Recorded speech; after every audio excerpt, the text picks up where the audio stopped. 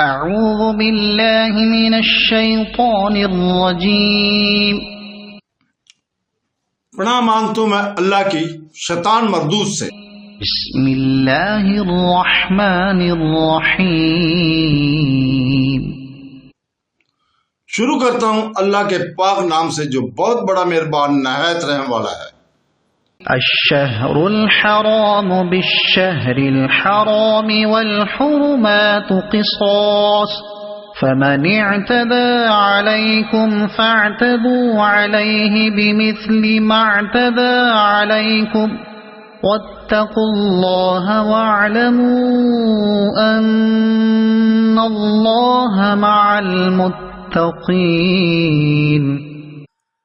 حرمت والے مہینوں کے بدلے ہیں، اور حرمتیں ادلے بدلے کی جو تم پر زیادتی کرے تم بھی اس پر اسی کی مثل زیادتی کرو جو تم پر کی ہے، اور اللہ تعالیٰ سے ڈرتے رہا کرو اور جان رکھو کہ اللہ تعالیٰ پرہیزگاروں کے ساتھ ہے۔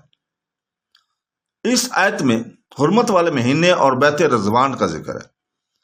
ذکر 6 ہجری میں رسول پاک صلی اللہ علیہ وسلم عمرے کے لیے صحابہ کرام سمیت مکہ کی طرف چل پڑے، لیکن مشرکین نے آپ کو حدیبہ والے میدان میں روک لیا۔ بالآخر اس بات پر صلح ہوئی کہ آئندہ سال آپ عمرہ کریں اور اس سال واپس تشریف لے جائیں، چونکہ ذکر کا مہینہ بھی حرمت والا مہینہ ہے، اس لیے یہ آیت نازل ہوئی۔ مسند احمد میں حدیث ہے کہ رسول پاک صلی اللہ علیہ وسلم حرمت والے مہینوں میں جنگ نہیں کیا کرتے تھے۔ ہاں، اگر کوئی آپ پر چڑھائی کرے تو اور بات ہے، بلکہ جنگ کرتے ہوئے اگر حرمت والے مہینے آ جاتے تو آپ لڑائی موقوف کر دیتے۔ حدیبیہ کے میدان میں بھی جب رسول پاک صلی اللہ علیہ وسلم کو یہ خبر پہنچی کہ حضرت عثمان کو مشرکوں نے قتل کر دیا، جو کہ حضور پاک صلی اللہ علیہ وسلم کا پیغام لے کر مکہ میں گئے تھے، تو آپ نے اپنے 1400 اصحاب سے ایک درخت تلے مشرکوں سے جہاد کرنے کی بیعت لی۔ پھر جب یہ معلوم ہوا کہ یہ خبر غلط ہے تو آپ نے اپنا ارادہ ملتوی کر دیا اور صلح کی طرف میل ہو گئے۔ پھر جو واقعہ ہوا ہو، اسی طرح آپ جب کہ خوازن کی لڑائی سے حنین والے دن فارغ ہوئے اور مشرکین طائف میں جا کر قلعہ بند ہو گئے تو آپ نے اس کا محاصرہ کر لیا۔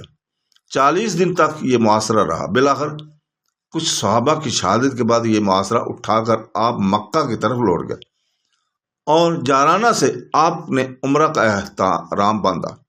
یہیں حنین کی قسمیں تقسیم ہوئی، اور یہ عمرہ آپ کا ذی الحجہ میں ہوا، اور یہ 8 ہجری کا واقعہ۔ اللہ تعالیٰ آپ پر درود اور سلام بھیجے، پھر فرماتے ہیں کہ جو تم پر زیادتی کرے تم بھی اس پر اتنی ہی زیادتی کرو، لیکن یعنی مشرکین میں عدل کا خیال رکھو۔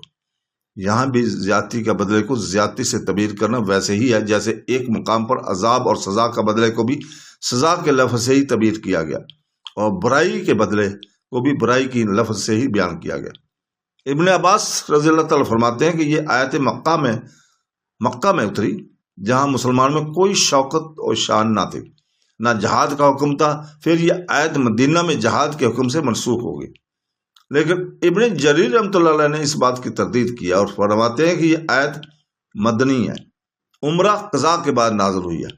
مجاہد رحمۃ اللہ کا قول بھی یہی ہے۔ پھر فرماتے ہیں اللہ تعالیٰ کی اطاعت اور پرہیزگاری اختیار کرو، اسے جان لو کہ ایسے ہی لوگوں کے ساتھ دین اور دنیا میں اللہ تعالیٰ کی تائید اور نصرت رہتی ہے۔